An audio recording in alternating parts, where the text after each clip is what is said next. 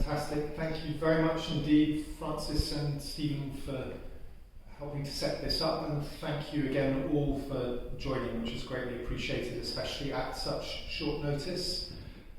So I'm Daniel Carter, one of the consultants in public health medicine at NHS Greater Glasgow and Clyde. And as you can imagine, I've been working pretty much day in, day out, non-stop on COVID-19 and not a lot else. Recent developments, we've seen, unfortunately, a renewed increase in cases, as I'm sure you're all very aware. But with that, the ongoing effort to try and bear down on the growth of the outbreak through contact tracing. And we've become aware of the extent to which that's now having implications for care homes and for you as managers of care homes. And we're receiving lots of inquiries from you, and thank you for those inquiries, but through them we're very much aware of the extent to which you're calling for information around how the contact tracing system works, and what you as care home managers might need to do in the immediate term as and when you get cases of COVID-19 amongst your staff and indeed amongst your residents. So the idea of the information note was to try and summarise for you what some of the key concepts are behind contact tracing in a care home setting, as well as in general, and then what the key implications of that might be for you within a care home environment. But really we felt that just sending you a document wasn't good enough, really, given the amount of concern and effort that this is generating on your part, that really we needed to take an opportunity to explain things to you as close as we can manage face to face, this being the proxy for that under the circumstances, but more importantly than anything, really give you an opportunity to ask questions and in fact to give us your views, your sense as to how workable this whole approach is, and where there are some particularly problematic issues for you, so that we can see whether there's something we can do to help to attenuate those issues and work with you to resolve them. So what I plan to do for this session is for the next 10 or 15 minutes or so, just to talk through some of the basic principles of contact tracing and how that applies in a care home setting, really paraphrasing in a sense much of the content of the information note, and then to reserve the rest of the time, as Francis has said, for questions and answers, because I think that's really where we can get the most in terms of making sure that this responds to your needs and provides you with the information you need. So apologies in advance if what I'm about to tell you is kind of going over old territory or repeating things that you already know, but I just think it's probably worth, if nothing else, recapping and then making sure that everyone does have the same sort of information to begin with. So if it's stuff that you're already aware of, please bear with me, and maybe jot down any questions you have along the way, so that we make sure that they can be raised and responded to in the next part of the session after that. So to begin with, I'll just talk about the basic principles of contact tracing, what it is and what it isn't in general, and how it works in general. And then I'll go from that to talk a little bit more about some of the specifics in a care home environment. So what is contact tracing? Really, it's just a mechanism of trying to systematically identify, following a case of any particular infectious disease, who may be at increased risk of having been exposed to that disease via the person, the case that you're aware of, and who is at relatively lower risk of having had such an exposure. So with COVID-19, if I were to develop the infection, the purpose would be to see, amongst all the people I've interacted with during a relevant period, who are those who are at increased risk of having been exposed to that infection from me, and who are the people who are at lesser risk. It doesn't mean that anyone who's deemed to be at high risk has necessarily been exposed, because it's just a rough instrument of relatively higher and lower risk. But it doesn't mean in absolute terms that someone who's deemed to be at higher risk has definitely been exposed. It just means that there is a higher risk that they have been. And nor does it work the other way, in that if we deem someone to be at lower risk of having been exposed, it just means that they're at lower risk. It doesn't mean that they definitely haven't been exposed. Unfortunately, we don't have an instrument to tell us whether someone has definitely been exposed or not. We've got the contact tracing process to help us judge whether they're more or less likely to have been, but it doesn't tell us absolutely whether or not they have been. And then we've got the COVID-19 test, which you're all extremely familiar with. But what that does is it tells us whether or not someone has detectable virus at the time of the test being taken. It doesn't, however, tell us whether that person may have had an exposure, but they haven't yet gone on to have detectable virus. So if I were exposed today and been infected, I could be tested this afternoon or tomorrow or the next day, and it may be that the result comes back positive, and then we know, yes, indeed, I've got the virus, but it could equally well come back negative, which of course doesn't tell me that I don't have the virus. It just means that it may be too early to find it.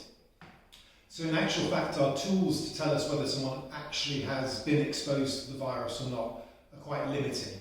And we just have to gather information and make an assessment of that information using some rules of thumb, and make the best determination we can as to whether it's more or less likely that someone's had that exposure, in the absence of being able to know for certain. And the implication of that is that if we judge that someone's at greater risk of having an exposure, we can then take some preemptive measures to avoid them going on to infect anyone else, if in fact they have had an exposure and been infected. So what that means in effect is, if someone's identified as a contact, that means that they're deemed to have been at higher risk of being exposed. They may go on to develop the infection, they may go on to infect others, but we can avoid that happening if, rather than allowing them to continue about their normal business, we ask them to isolate at home for the whole period during which that could happen, which is 14 days from the exposure having happened. And so that's the purpose of contact tracing. It's unfortunately not the case that we've got a medicine that we can give people to reduce their risk of developing the infection or becoming severely unwell from it. We haven't got something that we could give them prophylactically like we might do for some other infections. So really the only significant difference it makes in terms of outcomes is being able to tell that person to isolate, or if they're a resident of a care home, isolating them to prevent them from spreading infection to others if they've been exposed and if they go on to infect others. So if someone's been deemed a contact, that doesn't mean that they are infectious there and then. For one thing, they may not have had an exposure or been infected at all, but even if they have been, they could still be quite early on in their incubation period, and it may not be until a later period that they finally do develop symptoms and become infectious to others. But what we're trying to do is preempt that from happening by sending them home to isolate for that whole 14-day period. So those are just some really broad principles around what contact tracing is. And again, apologies for those who are already familiar with all of that, but it's probably just worth us repeating that to ourselves and making sure that we've got that in our minds as we continue with this session. So I'm now going to go into a little bit more of the detail about how the contact tracing process goes ahead, and who exactly would be deemed to be a contact or not in particular situations, i.e. what are the rules of thumb that we use to define someone as a contact or judge whether they're a contact versus not being a contact. So the first thing there is that in order to be a contact, you need to have had an interaction with the case who has the infection during that case's infectious period. So that obviously requires the case is definitely a case, and so that's why we do this once we get a positive confirmatory result back for someone. That's the point at which we trigger the contact tracing process. And the next step, once you've got that result, is to work out when their infectious period began. And again, this isn't a precise science, but it is a rule of thumb. And the rule of thumb we use is that someone is infectious from 2 days before their symptoms begin onwards until they complete their own isolation period. So if I were to develop symptoms of COVID-19 today, if I were to start coughing, for example, or to develop a fever, and I went for a test and that test came back positive, then the estimate of my infectious period would be that it began 2 days before today. So in other words, on Saturday morning. So the contact tracing process would look at what I did on Saturday and on Sunday and today on Monday, and any other day where I might have interacted with other people from that point onwards. Now, hopefully, from today onwards, I would take heed of the advice to self-isolate as soon as I develop symptoms, so I won't have generated any more contacts in a workplace or any other situation outside of my own home from today onwards. But I may have done so if there was a delay before me isolating. So it runs from 2 days before the symptoms begin, right up until the point at which the person is isolating and no longer generating any more contacts other than in the household environment. If I don't have any symptoms, however, we can't go by my symptom onset date, so we use the date of my test instead as just a rough marker of where things started off from. So if I develop symptoms today, we'd start 2 days before today, but if I'm not symptomatic but I get a test today and it comes back positive, then again it would be 2 days before today. And that's particularly relevant for care homes because more than anyone else, it's care home staff who are being tested without symptoms being present. That's not something that's generally recommended for the wider population or in other situations, but for care home staff we have this system of routinely testing people on a weekly basis even if they have no symptoms. And indeed, mass testing of care home residents when they have no symptoms. So we will be seeing asymptomatic people with positive results amongst care home staff and residents, and so for them we need to look back 2 days before the date of their test rather than the date of their symptom onset. So that's the key starting point, is where do we begin from in terms of the infectious period, that 2 day period onwards before their start date. And the next thing is to consider who it is who is a contact. And here again we use rules of thumb. And the first rule of thumb is that if someone has not been closer than 2 meters with anyone during their infectious period, there are no contacts. So if you have a staff member who is a case and you can establish that throughout the time they were in the care home they weren't within 2 meters of anyone else, then that means there won't be any contacts in the care home. That doesn't mean that there's no risk to the care home, because as I said earlier, whether or not someone is a contact isn't quite the same thing as knowing for certain whether or not they've had an exposure. But it does mean that there's no one in that environment who can be identified as having a higher risk of being exposed. And so we wouldn't ask anyone to isolate. Things, however, do start to go in that direction if there are people who've been within 2 meters of the case at any time. And this is where it gets a little bit complicated, but in the briefing note you'll see the information, and it's also available on the Health Protection Scotland website, but I'll quickly run through it. If someone's been within 2 meters of a case for the sum total of 15 minutes or longer over the course of the infectious period, then they're a contact. Okay, so if I had a 5-minute interaction with someone 1.5 meters away on the first day of my infectious period, and then on the next day of my infectious period I have another one that goes on for just over 10 minutes, 5 minutes plus the 10 minutes adds up to 15 minutes over those 2 days during my infectious period, that person is therefore a contact. So 2 minutes, within 2 meters for 15 minutes or longer makes you a contact. If, however, you're closer than that, if you're in fact only 1 meter apart, then the time limit comes right down. It's not 15 minutes, it's as short as just 1 minute. So if you're within a metre of a person for a minute or longer, then they're a contact. Or indeed, if, regardless, even if it's only a few seconds, regardless of how short that interaction is, if whilst you're within a metre of the person, they have a face-to-face conversation, they touch each other, direct skin-to-skin contact, such as if they've shaken hands, for example, or if the case coughs on the person who might become a contact. If any of those things have happened, then that person is indeed a contact.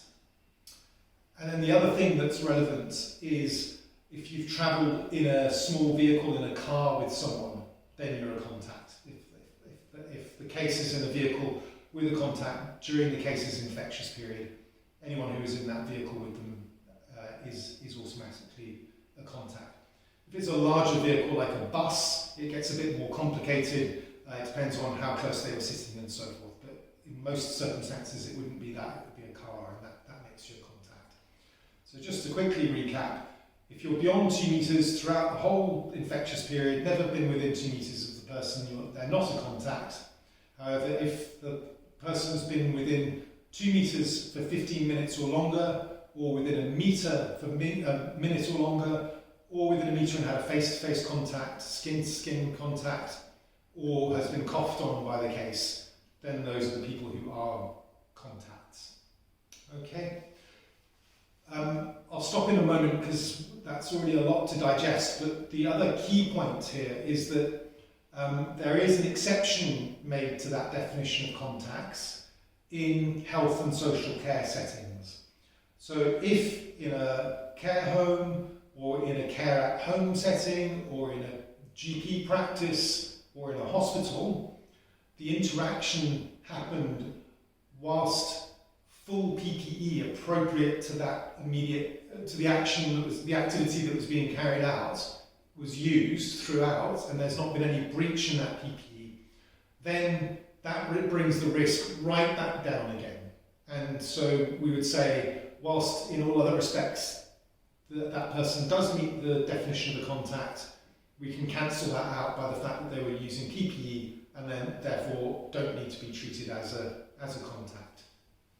So if the case is a staff member and they were caring for a resident during their infectious period and they were using PPE, the appropriate PPE, gloves, mask, apron, right the way through that encounter, and there wasn't a breach in the PPE, it didn't tear, there wasn't a problem with taking the PPE off at the end of the session, provided all those things have applied, then even though they would have been closer than all of the rules that I've just set out, the resident still isn't a contact because the staff member was wearing PPE.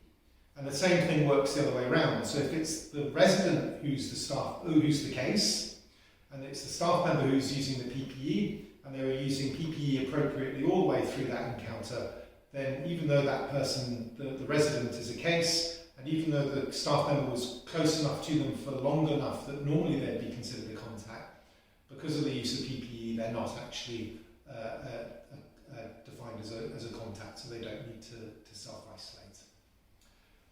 So that's a general overview. Just a quick point about who does all of this. So we've got the National Test and Protect Service. We've also got a local Greater Glasgow and Clyde NHS Test and Protect Service.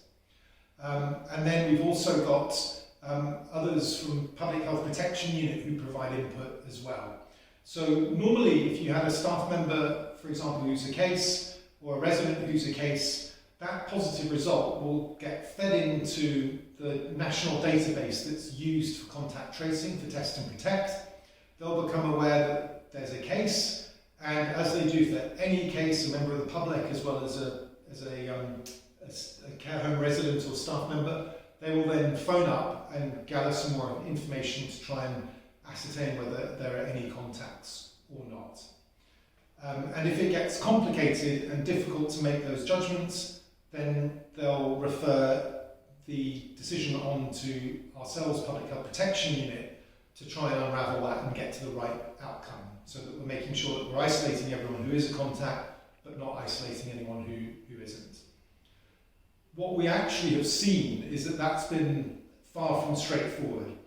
And we've seen situations where the care home becomes aware of the case long before Test and Protect does, and they quite rightly phone us up to give us notice that they've got a case and asking for what they can do to try and isolate people from the start.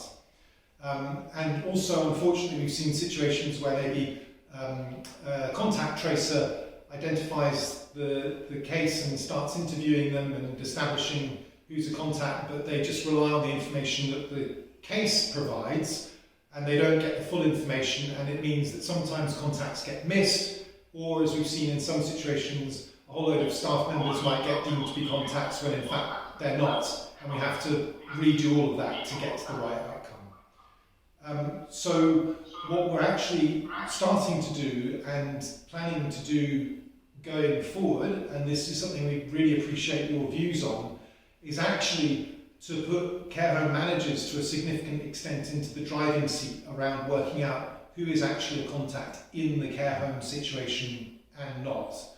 You have got the information around when people were at work or not, you've got the information about who they interacted with, whether they're a resident or a staff member, you've got the information about whether appropriate PPE was utilised all the way through or not. Or if you don't immediately have that information, you can get it through discussion with the individual staff member, or if appropriate and necessary with the resident, if that's helpful. It potentially saves an awful lot of time in terms of avoiding that delay when you're already aware of a case, and it's only later when it comes through Test and Protect that finally it gets all unravelled. It would allow you to get going with that straight away, and it would also avoid a whole series of unnecessary phone calls that you have to respond from different entities, whether it's us, whether it's National Test and Protect, the local Test and Protect team, to try and figure all of this out. If we give you the kind of guidance along the way, then what we think might work best is if you make that initial assessment and say, right, these are the people I think are contacts in the workplace, these are the people who we think are not, and then any that are, you come to us with those names and we deal with them, and if you need help to work that out, then you can ring us up at any time, day or night, and we'll talk you through it. But without you having to have a long, convoluted discussion with us in each and every instance, if it's straightforward for you, you can just work it out and say, these are the people who are contacts, and just give us those names. We're always available to you, no matter what, to answer your inquiries if you're finding that difficult or problematic and just need some help and advice, and we're always available to give you as much support as you need with it. But our proposition is that to begin with, you gather the information and make a start of it and see how far you get, and if you get to the outcome and you're happy with that, you just give us the names, but if you need help along the way, you send us an email or give us a phone call and we'll provide you with that straight away. So I'll stop there. I think that's quite a lot to take on board, and that's a summary of how the whole contact tracing rationale functions, how it works as a system, as well as our proposition that we put you in control of quite a lot of it within the care home environment. Just to be clear on that point, we're not asking nor suggesting that you have a role in contact tracing outside of the care home setting. So if it's a staff member, you wouldn't be in any way involved in figuring out who is a contact to that individual in their own home environment or in their social life outside of work. That absolutely would be done by other people through the existing arrangements. It would just be within your environment, i.e. within the care home environment, that we'd be proposing that as an approach.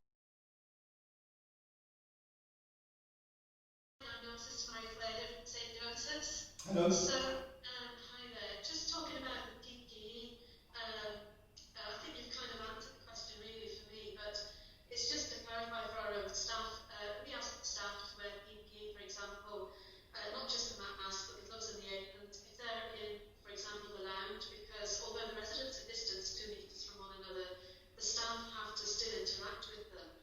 And some of them are saying, well, we should only really be wearing a mask, for example, in here, we shouldn't be gloves and aprons, and they say the same about when they're in the dining room. I just wonder what your thoughts are on that. So if it's staff interacting with the residents as part of their work, I think that we can say that they're doing that in the context of providing care to their residents, and there is a clear statement about appropriate PPE use for that circumstance, and if they're following that, then yes, that would count. But if the staff are just in the staff room having a break together, then they're no longer providing care to residents, they're just on their break. And it's in that situation that unfortunately there isn't a substitute for for social distancing. It's the social distancing. I mean, under any situation, the way to guarantee that you don't become a contact of someone is if you're outside of 2 meters distance from them at all times. And that if you have to be within that distance, that you do it for the minimum amount of time possible. And that's not to encourage people going within that, but the closer they are, the longer they are, the more likely they are to become a contact. And the best way to avoid becoming a contact, and indeed the best way to avoid getting the infection, is to maintain that social distancing. And again, it's where the circumstances where the actual activity being carried out is of a nature that you're providing care, and therefore there is no way to maintain that social distance, and your care function requires you to come within that distance, and at that point you would ordinarily start to meet the definition of a contact. We're saying that because that's in a formal environment where people are following the guidance and using the PPE that's appropriate to that interaction, that's secure enough, that any risk from them being within proximity is cancelled out by the benefits of the PPE. It's where they ought really to have been social distancing, because it's not actually a requirement of their caregiving role, that we wouldn't really see it as being sufficiently reliable to cancel it out, because there's no guidance statement about what people should be using in the way of PPE, and they'll be engaged in activities that might bring them into risk, even if the PPE is nominally being worn. We've got less certainty about how effectively used it is, as well as how actually effective it is to begin with. Hi Daniel. I've had a positive result from one of my staff members on the 3rd of October, and they have been self-isolating since then. So they came to work on last Thursday the 15th, and I retested them, and they have another positive result. I have spoke to Health Protection Scotland this morning, and they have told me that person can return to work. So I was just wanting a wee bit of clarity on this, because I'm a bit confused as I've got a positive result. Yeah, so it is confusing, and I'm afraid to say the solution is that people who have had the infection tested for and confirmed, and who've then recovered from it, they shouldn't be tested through the routine weekly testing any longer for, I think we've agreed, I think it's for 3 months, but don't quote me on that because I can't quite remember the period.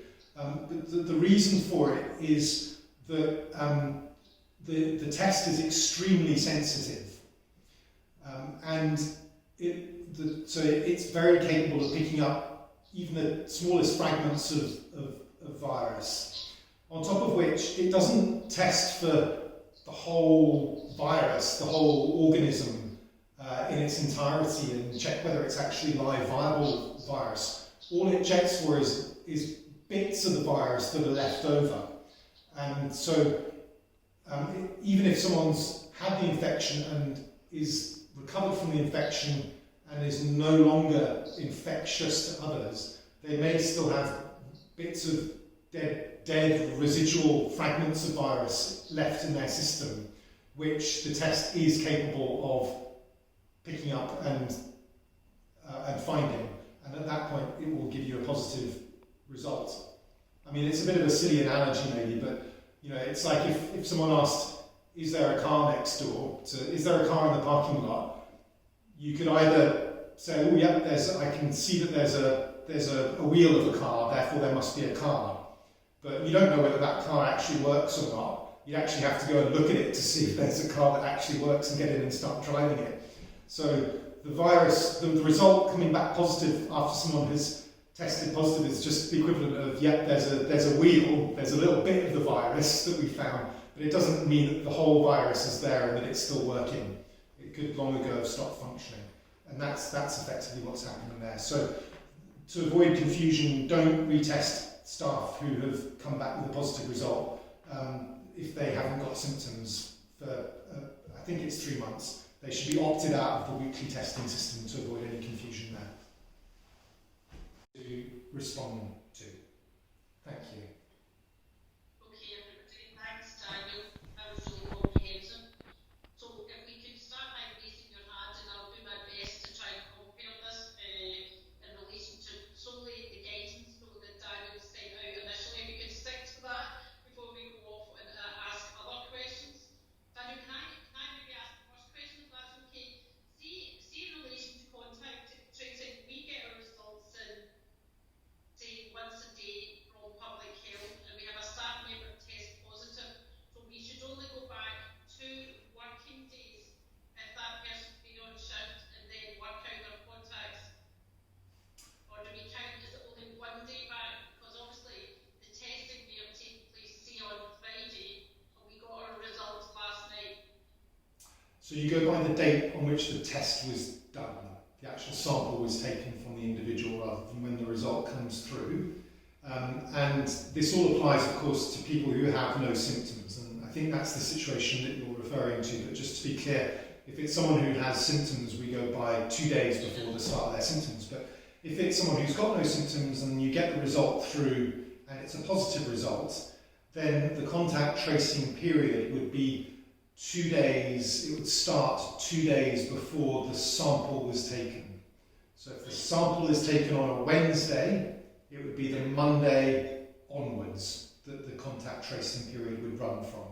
So the first thing to do is to figure out, is this person symptomatic or not? And you may not have all that information, you won't know if they've gone on to develop symptoms, but based on what you know that this was done on a routine weekly test, presuming this is someone who's got no symptoms, that means it starts 2 days before, and then you could just quickly check what dates were they on shift during that period. And if you're lucky enough that they've not been in work at all during that whole period, there are no contacts. Any contacts that are generated would have to be outside of the care home.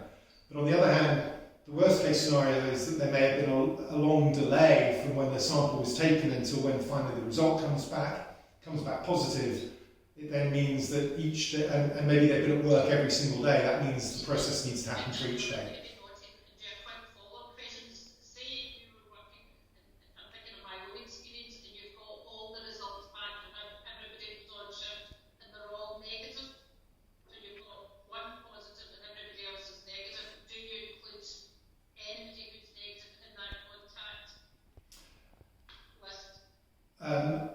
Unfortunately, you do if they meet the definition of a contact.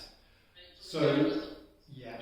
So if someone is determined to be a contact, they are then still a contact and still need to isolate for 14 days from the last exposure, even if they get tested during that time period and the result is negative. And the reason for that is that again, if I were exposed to coronavirus today, I might get tested tomorrow or the next day and the result could come back negative. That unfortunately doesn't mean that I haven't been exposed and that I haven't got the infection and that I'm not incubating the infection. It just means that the test couldn't detect the virus on the date that the sample was taken, but I might still yet go on to develop the illness and become infectious to others. So even if there's a negative test in the meantime, we need to let that whole 14-day period run until we reach the end of that, at which point we can be confident that that person is definitely not going to develop the infection from that exposure. Okay, can we open it up to questions? If you could raise your hand and I'll do my best to try and take them in order. Any questions?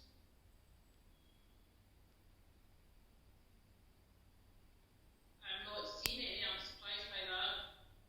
Janice, I've not seen it. I can see you're waving your hand. I don't know what's going on. Steve, Hi,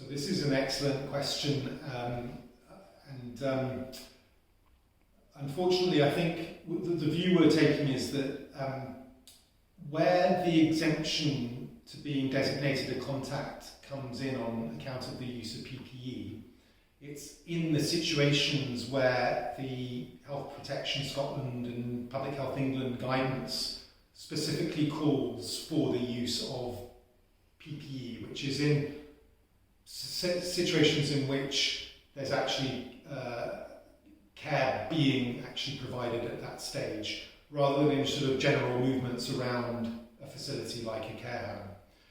So if you look at the guidance, there'll be guidance, for example, on what PPE to use whilst you're providing personal care to a resident. But there is no guidance on what PPE to use whilst you're on break with a colleague. Okay? So in a situation when you're providing direct patient care for a resident, personal care for a resident, as long as you use the PPE that the guidance calls for in that circumstance, then you're not a contact. But whilst you're on break, there's nothing that says if you've followed this PPE, then that's the appropriate PPE. The only really appropriate measure outside of actual caregiving activities is, I'm afraid, social distancing. And PPE is only a substitute for social distancing in situations where you have no choice but to be closer to the person because you're providing them with personal care.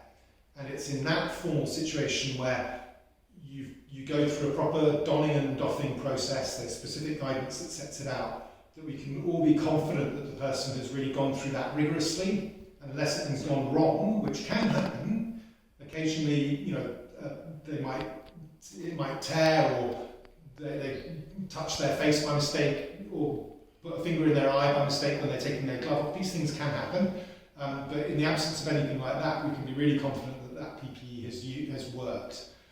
This is being driven partly by the fact that there isn't really a strong evidence base yet around how effective PPE is outside of those sorts of situations. So we do still need to rely on social distancing as the primary measure. And what also complicates it is it's much more difficult to judge what people were actually doing and how reliable their use of PPE really was. So if people are on a break, I mean, we're all like this, we'll all be tempted at a certain point to take the mask off, or if you're having a coffee with them, you're definitely going to have your mask off to be drinking your coffee, or there'll be times during the course of the day where it doesn't quite happen in the way that it would robustly in a normal caregiving environment. It's not to say that using PPE in those situations doesn't help. It does bring the risk down. But what we don't have is the solid information to know that it brings it down enough and reliably enough so that we can count that as sufficient to cancel out the risk of the interaction. We're only really able to do that when actual care is being given in the settings that are described by the guidance. Thank you. It's a really good question, thank you for that.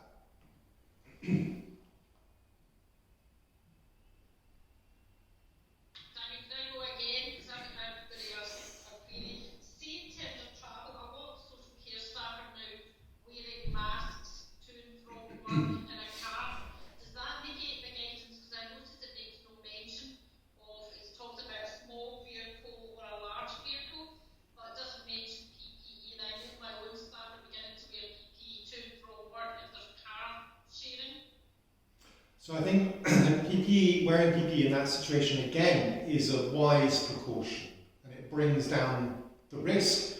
It brings down the risk that either of those individuals will become a case in the first place, and even if one of them does become a case and the other one is a contact, it'll bring down the risk that the other person will actually get the infection from them, which is of course what we want to achieve. But again, what we don't know is that it does that to a sufficient extent or reliably enough to say that that person is not actually a contact and doesn't need to isolate. So what the guidance does say is that for people who are providing patient transport, there's a specific section in the in the Health Protection Scotland, the Four Nations guidance on PPE, that says if people are providing patient transport, and I think it's wearing a mask and perhaps gloves as well, that then they would have protection from that. That's the suitable level of PPE.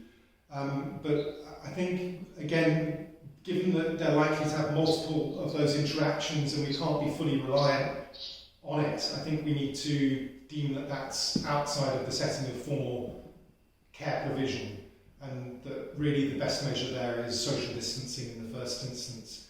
And whilst we'd encourage people to use their PPE in that situation, we can't go so far as to say that that means that they're definitely not a contact. So this is a staff member who's not, as far as we know, a case. They've got no symptoms, they've not had a positive test result, but one of their family members tests positive. In that case, you have to self-isolate because of contact. Yeah. Contacts. Well, so they shouldn't be asked to self-isolate because they're a contact of a contact. They need to be a contact of a case, and I'll explain the difference a little bit more. But to begin with, if you've got a staff member who lives with a family member who has symptoms of COVID-19, the staff member should self-isolate along with the rest of the household as soon as that relative's symptoms begin, and then that relative should go off and get a test. Yeah, and if the relative tests negative, then the staff member can return to work. But if the relative tests positive, then they need to continue to isolate because they've had an exposure within the home setting. And that lasts for 14 days from when their household member's symptoms began. Right, thanks. There's been a number of cases of confusion if it's 10 days or 14 days because of the different guidance, Daniel. It is confusing. It's not so much different guidance, it's that it's 10 days for a case and it's 14 days for a contact. Okay, so if I get symptoms and I'm tested and I'm positive, I then isolate for 10 days from when my symptoms began, because there's good evidence that once 10 days have gone by from the start of your symptoms, you've essentially recovered from the infection and you're no longer going to be infectious to others. Okay? But if I'm not a case, if I'm a contact of a case, we're talking about something completely different.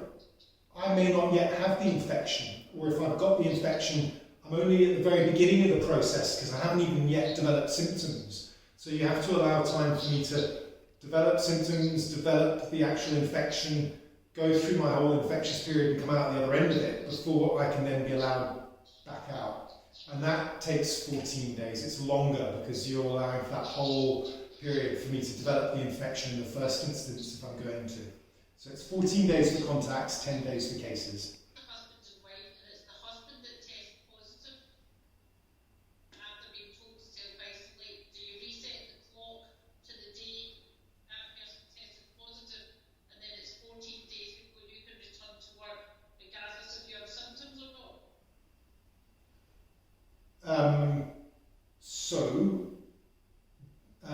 Hang on, why are they self-isolating to begin with in that scenario? They would be self-isolating because someone in the household has symptoms, is that right? And you're on mute. Sorry. I keep diligently putting myself on mute and then forgetting I've done it. So why would they be self-isolating to begin with? Is it because there's someone in the household who's symptomatic? Yeah? Yeah, they've been contacted by a track and trace, and the whole family told the social to isolate. Right. If the whole family's been told to isolate, then it would be because a member of the family in the household is a case. Okay? Let me talk that through a bit and I'll clarify what might be a bit of residual doubt about it. So if someone is a case, then everyone who lives in the household is a household contact and has to isolate for 14 days from when the case's symptoms began. if during that 14-day period, another member of the household also then develops symptoms, they should get tested, and they need to isolate for 10 days from when their symptoms began. But the others in the household don't need to start again from the beginning. They just keep going until the end of that original 14 days has finished. Yeah? But what might be a bit different is if I'm contacted by Test and Protect and told to self-isolate, not because I'm a household contact, but because I've been in contact with someone at work, then I need to self-isolate, but the others in my household don't have to. Because they're not contacts of the case. They're only a contact of a person who is a contact of a case. But they're not a contact of the case directly themselves, yeah? So it's only me who self-isolates, and none of the others in the household do. Unless I then get my symptoms. If I've been exposed and I then become a case, then they're all household contacts of me, and they become contacts. Okay.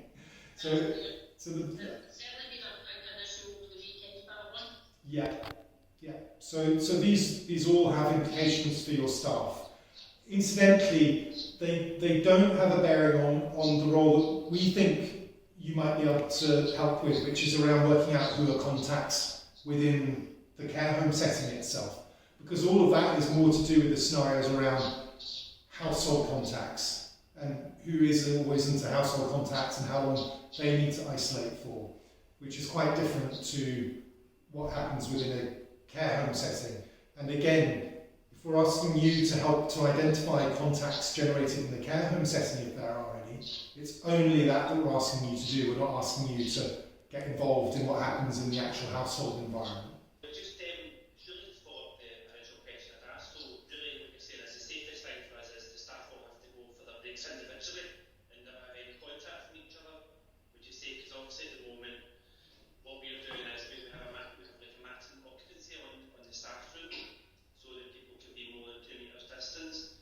Now I'm not asking you, do you think the safest thing is maybe to try and have more rooms available for staff to be able to go on a break individually and then sanitise the room after themselves? So the sanitising bit doesn't have a direct bearing in terms of whether they're a contact or not. So it's not to say that it wouldn't be a good idea to do it, but we don't look at that specifically to decide if someone's a contact or not. They could meet the definition and there's still been sanitising, but we'd still say they're a contact, or they might not meet the definition and there's been no sanitising and we wouldn't say that they've come on because of that. So that's not part of the equation.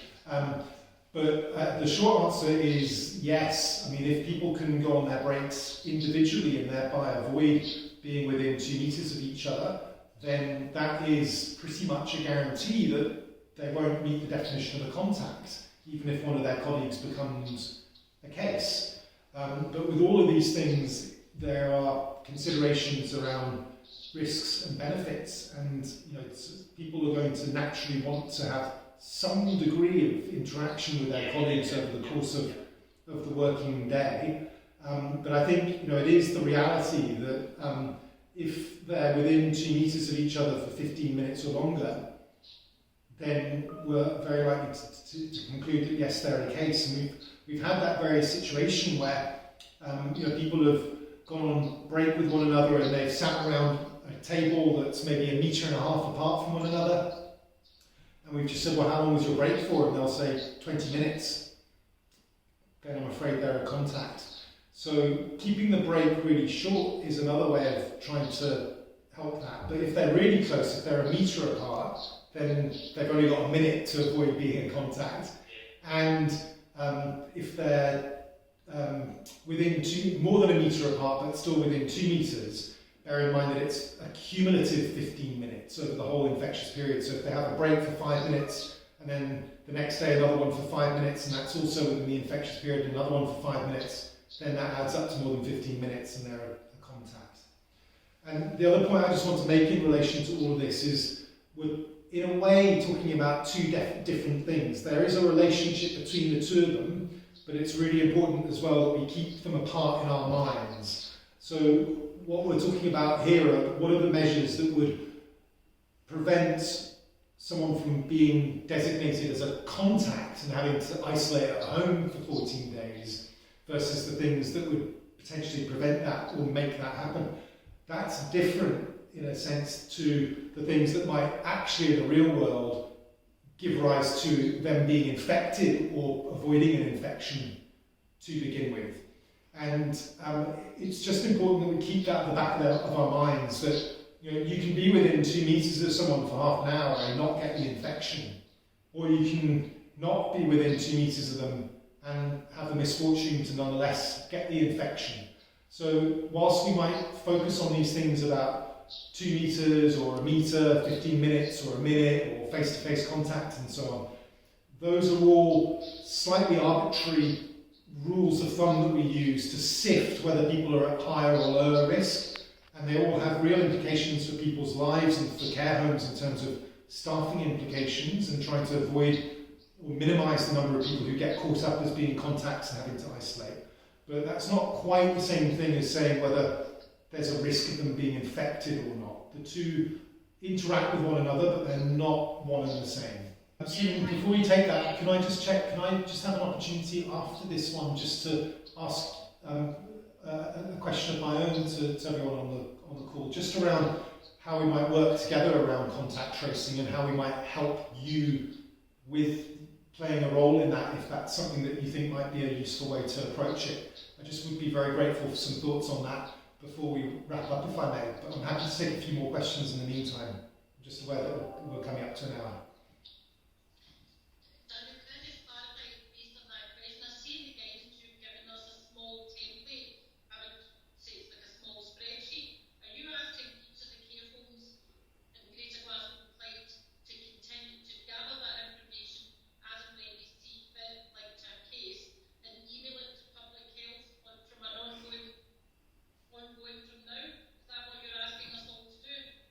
If that would be viable for you, then yes. In a way, it's just about defining what is the key, because already you and your colleagues are phoning us up or emailing us telling you you've got a case. But that's just a way of kind of framing what is the specific information that you could gather and send with that, and what do we then do with it together to deal with that situation.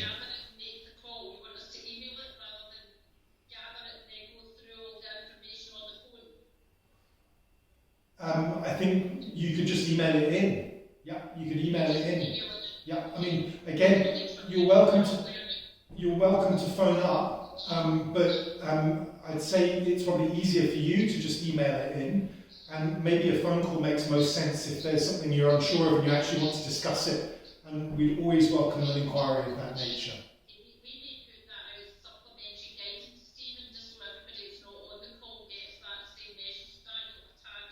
Yeah.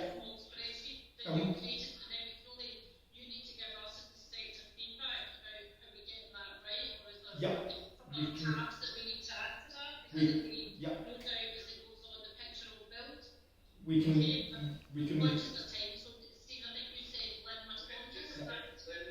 McConville has now got your hand up. Lynn, if you want to go on for your question. Yeah, thank you. So it's not really so much to do with track and trace, it's just a bit of clarity that I need around the closure of care homes. So in some of my services, the homes have been closed because some of the colleagues have tested positive and have closed for the 10-14 days, whatever the circumstances are. But one of my services has been asked to close and you can't reopen for 28 days until they're 28 days clear, and that was from a colleague who tested positive. So there's just a bit of inconsistency there, and I would just like clarification on that, please. When you say closed, do you mean closed to non-essential visiting or to admissions to the care home? Yeah, closed to admissions, yeah. To admissions, right, okay.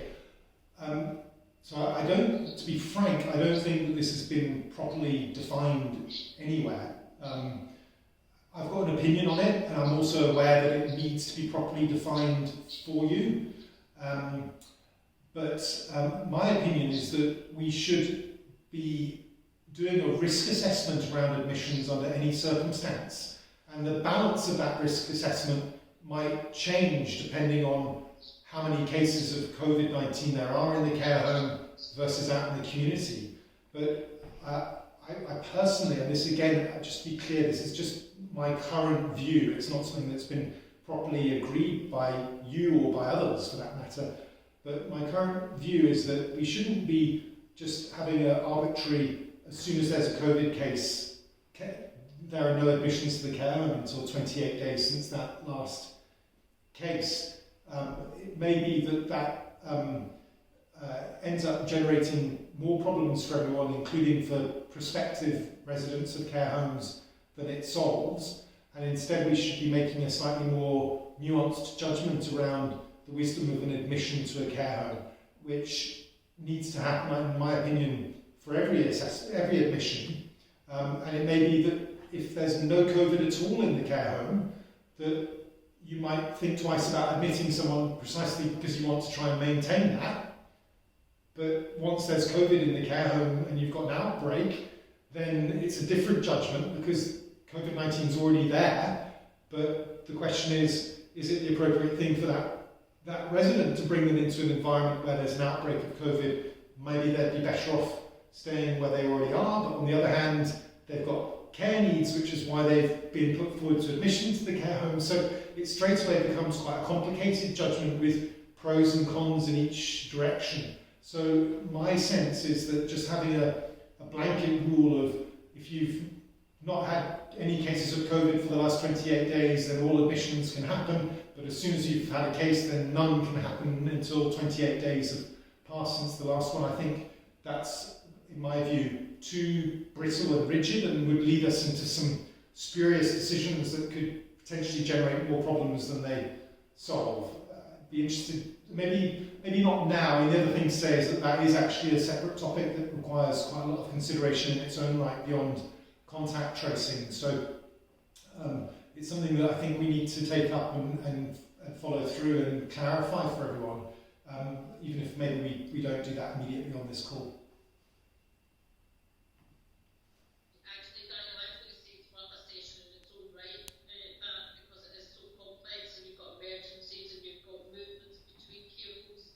So it's maybe something for another day, but I know from my own experience it is complex, and I think 14-day to 28-day rules have been bandied about as arbitrary dates, and people are not always quite clear about where that sits in terms of the welfare of our residents. Anyway, I think we need a session on that in its own right.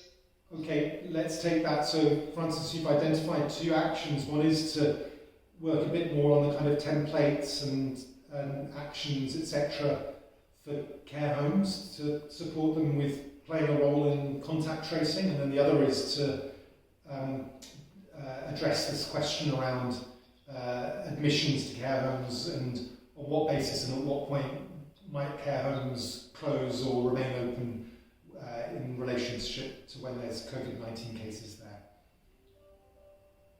I'm very conscious, Daniel, that we've had your time for over an hour, and we said that we would try and stick to time. Stephen's flagging me here to try and wind this up. So I think what we would like to do, first of all, is thank you for your time, and I think this has been an invaluable session.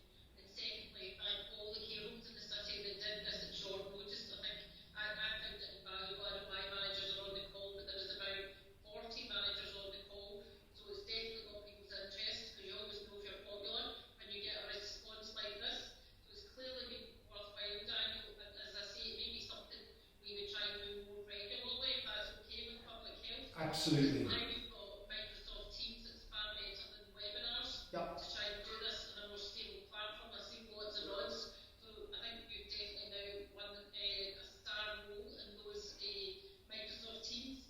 And I'll maybe come back to you with us about a couple of key actions, if that's okay, Daniel. Indeed, yes.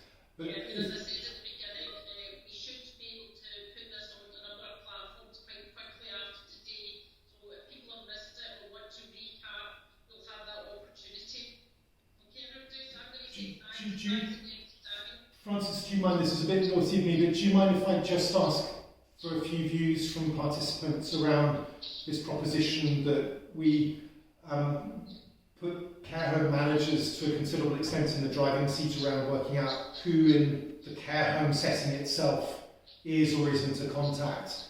Of course, with our input and support whenever it's needed, but also based on them having some tools, a toolkit to help them with that, maybe some flow charts and things like that that would help them to go through some of the process of working that out. Is that something that you consider to be a good idea, a viable option, or is it? Yeah. And are there things that we can do to help you with it as well if you think it is workable? How can we make it as easy for you as possible?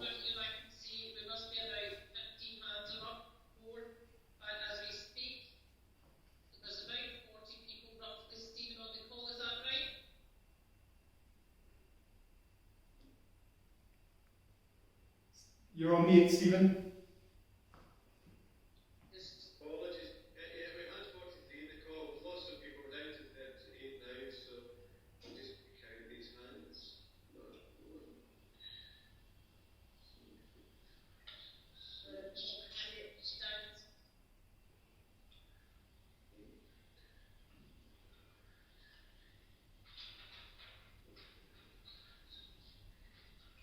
Okay, 18 out of 38 hands showing.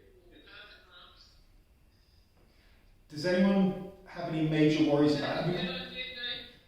So the way I see it is that care home managers are already playing a really significant role in contact tracing in their settings, but it's all a bit convoluted and messy at the moment. And this is mainly actually about providing some much clearer tools to support you in that and clarifying quite a few of the roles around it.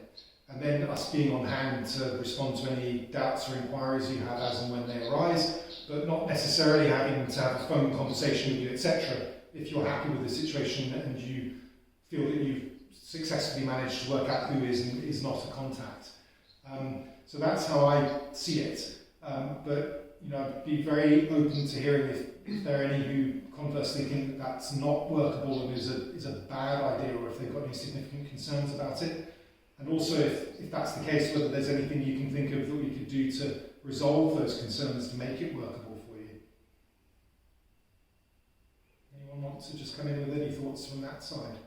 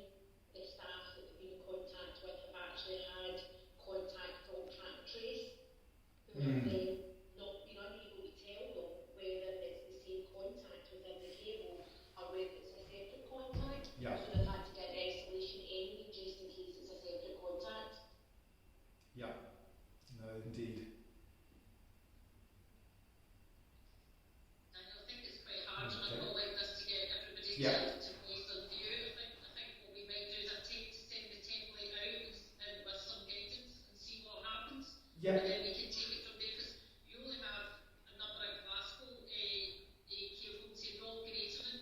No, indeed, yeah. So there's a wider issue here that this is only a representative pool or sample. So I think we may have to take that question offline and see how we engage with the sector to see, do we try it for a period of time and see how it goes? Yeah. I do appreciate another task passed by to the care home, but I do appreciate them doing it anyway. Indeed, yeah, exactly. So it's actually pulling it out and saying this is a way to do it quicker and certainly a more comprehensive approach than maybe a phone call. And avoiding the sorts of situations that Janice has just described, yeah. Okay, and I'm also very open to hearing from people outside of the call. If you want to email me or phone me up if you've got any thoughts on it, I'm very open to hearing that. Okay, Dan, one more time I'll just say thank you on behalf of the group, and hopefully we'll try and do another one not too distant future about admissions. Yep. That would be really useful. Okay. Very good. Thank you all very much indeed. Thank you.